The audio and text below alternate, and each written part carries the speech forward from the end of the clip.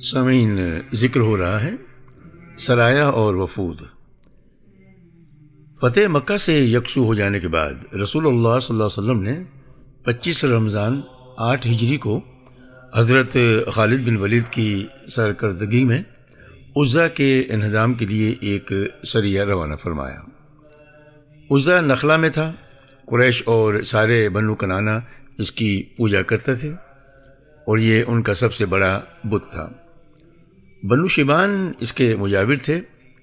حضرت خالد رضی اللہ تعالیٰ عنہ نے 30 سواروں کی مائیت میں نخلا جا کر اسے ڈھایا۔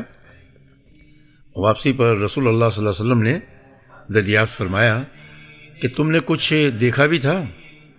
حضرت خالد نے کہا نہیں۔ آپ صلی اللہ علیہ وسلم نے فرمایا تب تو در حقیقت تم نے اسے ڈھایا ہی نہیں، پھر جاؤ اور اسے ڈھا دو۔ حضرت خالد رضی اللہ تعالیٰ عنہ بپرے اور تلوار سونتے ہوئے دوبارہ تشریف لے گئے۔ اب کی بار ان کی جانب ایک ننگی کالی پراگندہ سر عورت نکلی۔ مجاور اسے چیخ چیخ کر پکارنے لگا، لیکن اتنے میں حضرت خالد نے اس زور کی تلوار ماری کہ اس عورت کے 2 ٹکڑے ہو گئے۔ اس کے بعد رسول اللہ صلی اللہ علیہ وسلم کے پاس واپس آ کر خبر دی۔ آپ صلی اللہ علیہ وسلم نے فرمایا ہاں وہی عزا تھی، اب وہ مایوس ہو چکی ہے۔ نمبر 2، اس کے بعد آپ صلی اللہ علیہ وسلم نے عمر بن عاص رضی اللہ عنہ کو اسی مہینے سوا نامی بت ڈھانے کے لیے روانہ کیا۔ یہ مکہ سے 3 میل کے فاصلے پر راحات میں بنو حدیل کا ایک بت تھا۔ جب حضرت عمر وہاں پہنچے تو مجاور نے پوچھا تم کیا چاہتے ہو؟ انہوں نے کہا مجھے رسول اللہ صلی اللہ علیہ وسلم نے اسے ڈھانے کا حکم دیا ہے۔ اس نے کہا تم اس پر قادر نہیں ہو سکتے۔ حضرت عمر نے کہا کیوں؟ اس نے کہا قدرتاً روک دیے جاؤ گے۔ حضرت عمر رضی اللہ عنہ نے کہا تم اب تک باطل پر ہو، تم پر افسوس، کیا یہ سنتا یا دیکھتا ہے؟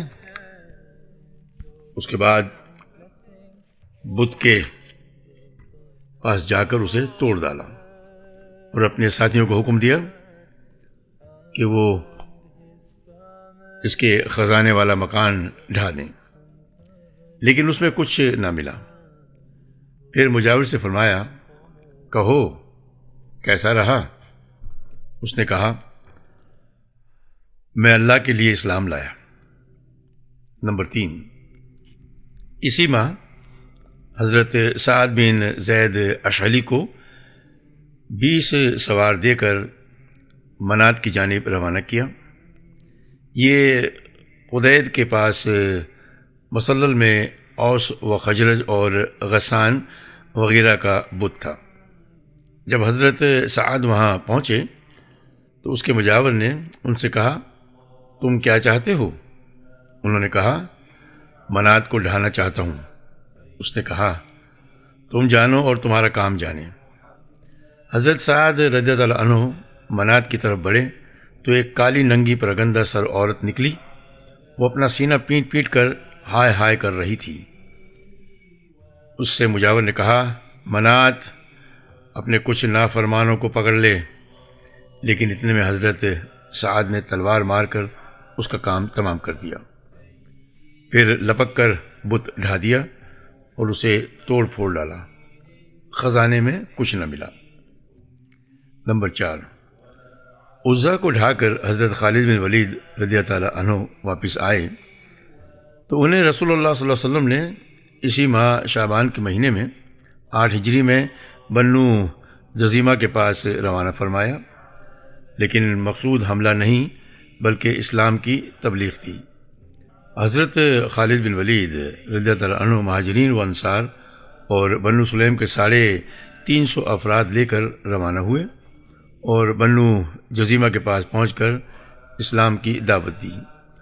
انہوں نے ہم اسلام لائے کی بجائے ہم نے اپنا دین چھوڑا کہنا شروع کر دیا۔ اس پر حضرت خالد بن ولید نے ان کا قتل اور ان کی گرفتاری شروع کر دی اور ایک ایک قیدی اپنے ہر ساتھی کے حوالے کیا۔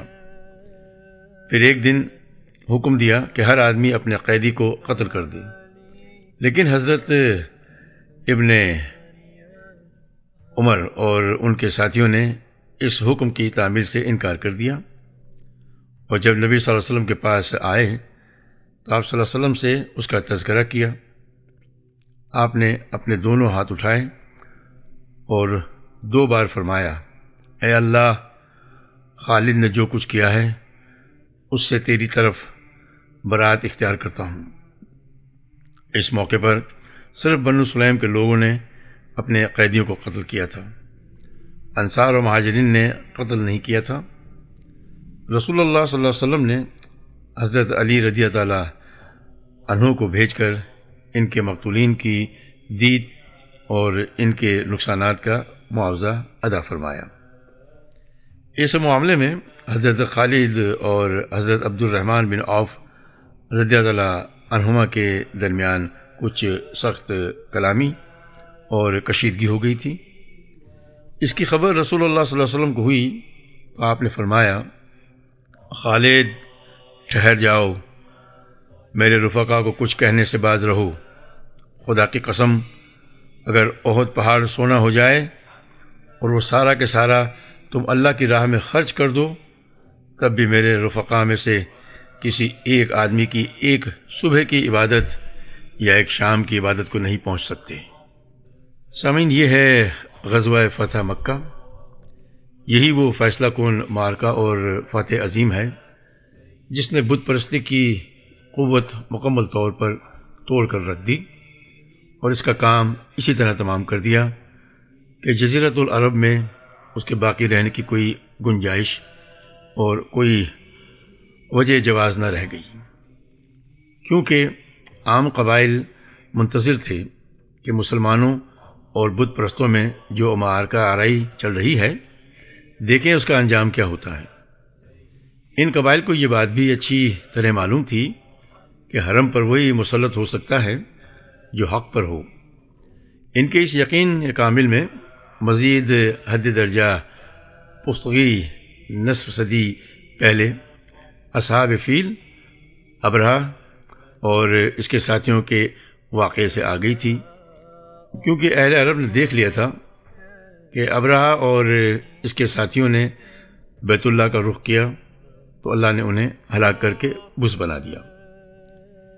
یاد رہے کہ صلح حدیبیہ اس فتح عظیم کا پیش خیمہ اور تمہید تھی۔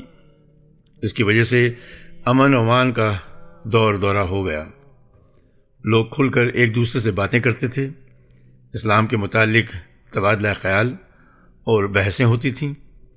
مکہ کے جو لوگ در پردہ مسلمان تھے، انہیں بھی اس صلح کے بعد اپنے دین کے اظہار و تبلیغ اور اس پر بحث و مناظرہ کا موقع ملا۔ ان حالات کے نتیجے میں بہت سے لوگ ہلکا بگوش اسلام ہوئے، یہاں تک کہ اسلامی لشکر کی جو تعداد گزشتہ کسی غزوے میں 3000 سے زیادہ نہ ہو سکی تھی، اس غزوہ فتح مکہ میں 10,000 تک جا پہنچی۔ اس فیصلہ کن غزوے نے لوگوں کی آنکھیں کھول دیں اور ان پر پڑا ہوا وہ آخری پردہ ہٹا دیا جو قبول اسلام کی راہ میں روک بنا ہوا تھا۔ اس فتح کے بعد پورے جزیرۃ العرب کے سیاسی اور دینی افق پر مسلمانوں کا سورج چمک رہا تھا، اور اب دینی سربراہی اور دنیاوی قیادت کی زمام ان کے ہاتھ میں آ چکی تھی۔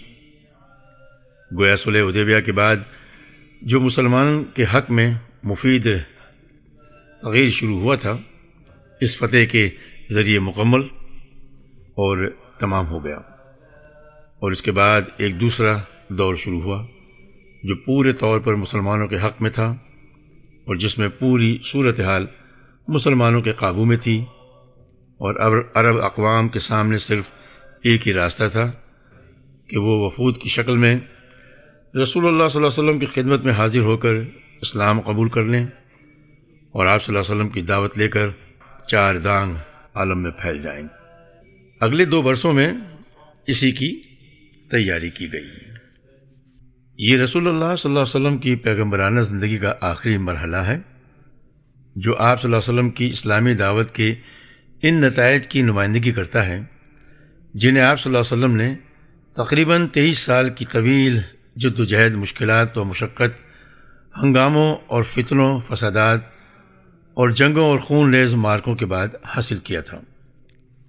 ان طویل برسوں میں فتح مکہ سب سے اہم ترین کامیابی تھی جو مسلمانوں نے حاصل کی۔ اس کی وجہ سے حالات کا دھارا بدل گیا اور عرب کی فضا میں تغیر آ گیا۔ یہ فتح در حقیقت اپنے ماقبل اور مابعد کے دونوں زمانوں کے درمیان حد فاصل کی حیثیت رکھتی ہے۔ چونکہ قریش اہل عرب کی نظر میں دین کے محافظ اور انصار تھے اور پورا عرب اس بارے میں ان کے تابع تھا، اس لیے قریش کی سپر اندازی کے معنی یہ تھے کہ پورے جزیرہ نما عرب میں بت پرستانہ دین کا کام تمام ہو گیا۔ مجاہدہ اور قتال۔ نمبر 2، قبول اسلام کے لیے قوموں اور قبیلوں کی دوڑ۔ یہ دونوں صورتیں ایک دوسرے سے جڑی ہوئی ہیں اور اس مرحلے میں آگے پیچھے بھی اور ایک دوسرے کے دوران بھی پیش آتی رہی ہیں۔ البتہ ہم نے یہ اختیار کیا ہے کہ ایک کو دوسرے سے الگ ذکر کریں، چونکہ پچھلے پروگراموں میں معرکہ و جنگ کا تذکرہ چل رہا تھا اور اگلی جنگ اسی کی ایک شاخ کی حیثیت رکھتی ہے، اس لیے یہاں جنگوں ہی کا ذکر پہلے کیا جا رہا ہے۔ غزوہ حنین۔ مکہ کی فتح ایک اچانک ضرب کے بعد حاصل ہوئی تھی جس پر عرب ششدر تھے اور ہمسایہ قبائل میں اتنی سکت نہ تھی کہ اس ناگہانی امر واقعے کو دفع کر سکیں۔ اس لیے بعض اڑیل طاقتور اور متکبر قبائل کو چھوڑ کر بقیہ سارے قبیلوں نے سپر ڈال دی تھی۔ اڑیل قبیلوں میں حوازن اور ثقیف شہر فہرست تھے، ان کے ساتھ مدر،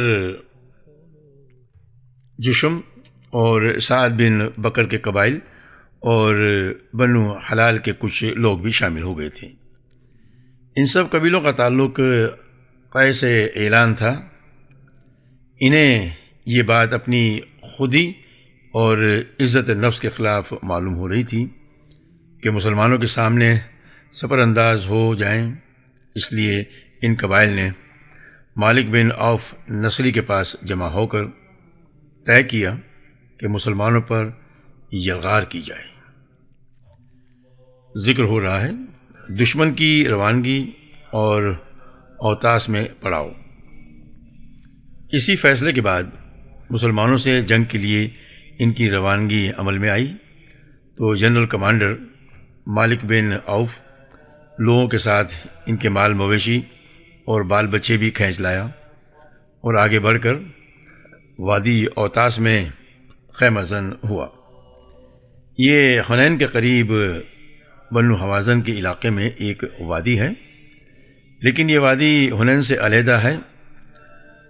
حنین ایک دوسری وادی ہے جو ذو المجاز کے بازو میں واقع ہے۔ وہاں سے عرفات ہوتے ہوئے مکے کا فاصلہ جو ہے وہ 10 میل سے زیادہ ہے۔ ماہر جنگ کی زبانی سپہ سالار کی تقلید۔ اوتاس میں اترنے کے بعد لوگ کمانڈر کے پاس جمع ہوئے۔ ان میں درید بن سما بھی تھا۔ یہ بہت بوڑھا ہو چکا تھا اور اب اپنی جنگی واقفیت اور مشورے کے سوا کچھ کرنے کے لائق نہ تھا، لیکن وہ اصلاً بڑا بہادر اور ماہر جنگجو رہ چکا تھا۔ اس نے دریافت کیا، تم لوگ کس وادی میں ہو؟ جواب دیا، اوتاس میں۔ اس نے کہا، یہ سواروں کی بہترین جولان گاہ ہے، نہ پتھریلی اور کھائیدار ہے، نہ بھربھری نشیب، لیکن کیا بات ہے کہ میں اونٹوں کی بلبلاہٹ، گدھوں کی ڈھینچ بچوں کا گریہ اور بکروں کی مماہٹ سن رہا ہوں۔ لوگوں نے کہا، مالک بن عوف فوج کے ساتھ ان کی عورتیں، بچے اور مال مویشی بھی کھینچ لایا ہے۔ پر درید نے مالک کو بلایا اور پوچھا، تم نے ایسا کیوں کیا؟ اس نے کہا، میں نے سوچا کہ ہر آدمی کے پیچھے اس کے اہل و مال کا اس کو لگا دوں تاکہ وہ ان کی حفاظت کے جذبے کے ساتھ جنگ کریں۔ درید نے کہا، واللہ تم نرے بھیڑوں کے چرواہے ہو، بلا شکست کھانے والے کو بھی کوئی چیز روک سکتی ہے؟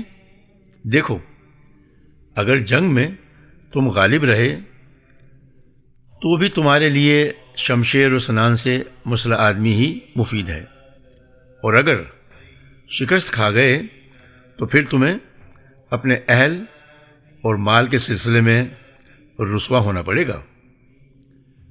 پھر درید نے بعض قبائل اور سرداروں کے متعلق سوال کیا اور اس کے بعد کہا، اے مالک، تم نے بنو حوازن کی عورتوں اور بچوں کو سواروں کے مد مقابل لا کر کوئی صحیح کام نہیں کیا ہے۔ انہیں ان کے علاقے میں محفوظ مقامات اور ان کی قوم کی بالائی جگہوں میں بھیج دو۔ اس کے بعد گھوڑوں کی پیٹھ پر بیٹھ کر بددینیوں سے ٹکر لو۔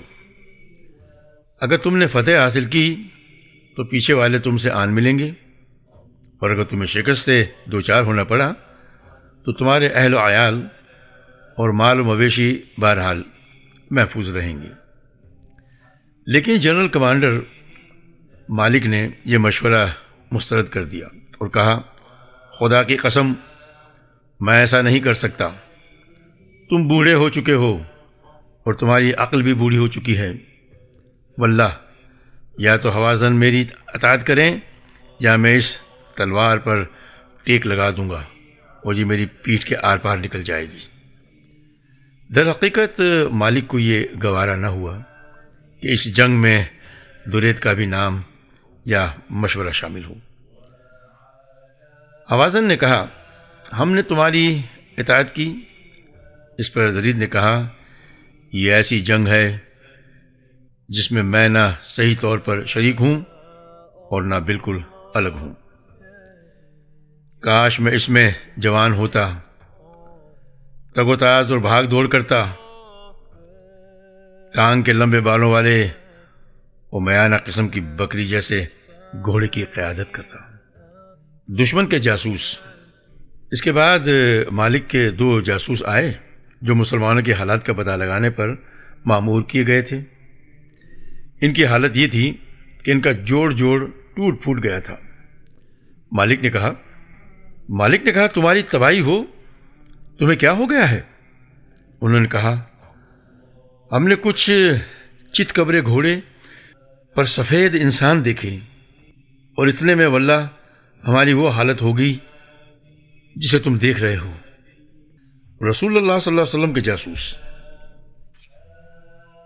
ادھر رسول اللہ صلی اللہ علیہ وسلم کو بھی دشمن کی روانگی کی خبریں مل چکی تھیں۔ چنانچہ آپ صلی اللہ علیہ وسلم نے ابو حدرد اسلمہ رضی اللہ تعالیٰ عنہ کو یہ حکم دے کر روانہ فرمایا کہ لوگوں کے درمیان گھس کر قیام کریں اور ان کے حالات کا ٹھیک پتہ لگا کر واپس آئیں اور آپ صلی اللہ علیہ وسلم کو اطلاع دیں۔ انہوں نے ایسا ہی کیا۔ ذکر ہو رہا ہے رسول اللہ صلی اللہ علیہ وسلم مکہ سے حنین کی طرف سنیچر 6 شوال ہجرت کا 8واں سال رسول اللہ صلی اللہ علیہ وسلم نے مکہ سے کوچ فرمایا۔ آپ صلی اللہ علیہ وسلم کو مکہ میں آئے ہوئے 19واں دن تھا۔ 12,000 کی فوج آپ کے ہمرکاب تھی، 10,000 وہ جو فتح مکہ کے لیے آپ کے ہمراہ تشریف لائے تھے، اور 2,000 باشندگان مکہ سے جن میں اکثریت نو مسلموں کی تھی۔ نبی صلی اللہ علیہ وسلم نے صفوان بن امیہ سے 100 زرہین ما آلات و اوزار کی ادھار لیں اور عتاب بن اسید رضی اللہ عنہ کو مکہ کا گورنر مقرر فرمایا۔ دوپہر بعد ایک سوار نے آ کر بتایا کہ میں نے فلاں اور فلاں پہاڑ پر چڑھ کر دیکھا تو کیا دیکھتا ہوں کہ بنو حوازن سب کے سب ہی آ گئے ہیں، ان کی عورتیں، چوپائے اور بکریاں سب ساتھ ہیں۔ رسول اللہ صلی اللہ علیہ وسلم نے تبسم فرماتے ہوئے فرمایا، یہ سب انشاءاللہ کل مسلمانوں کا مال غنیمت ہوگا۔ رات آئی تو حضرت انس بن ابی مرثد غنوی رضی اللہ عنہ نے رضاکارانہ طور پر سنتری کے فرائض انجام دیے۔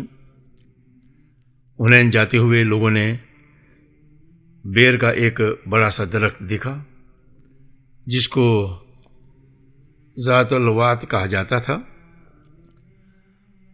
مشرکین عرب اس پر اپنے ہتھیار لٹکاتے تھے، اس کے پاس جانور ذبح کرتے تھے اور وہاں درگاہ اور میلہ لگاتے تھے۔ بعض فوجیوں نے رسول اللہ صلی اللہ علیہ وسلم سے کہا، آپ صلی اللہ علیہ وسلم ہمارے لیے بھی ذات انوات بنا دیجئے جیسے ان کے لیے ذات انوات ہے۔ آپ صلی اللہ علیہ وسلم نے فرمایا، اللہ اکبر، اس ذات کی قسم جس کے ہاتھ میں میری یعنی محمد کی جان ہے، تم نے ویسی ہی بات کہی جیسی موسیٰ علیہ السلام کی قوم نے کہی تھی۔ ہمارے لیے بھی ایک معبود بنا دیجئے جس طرح ان کے لیے معبود ہیں۔ یہ طور طریقے ہیں، تم لوگ بھی یقیناً پہلوں کے طور طریقوں پر سوار ہو گئے۔ اثناء راہ میں بعض لوگوں نے لشکر کی کثرت کے پیش نظر کہا تھا کہ ہم آج ہرگز مغلوب نہیں ہو سکتے، اور یہ بات رسول اللہ صلی اللہ علیہ وسلم پر گراں گزری تھی۔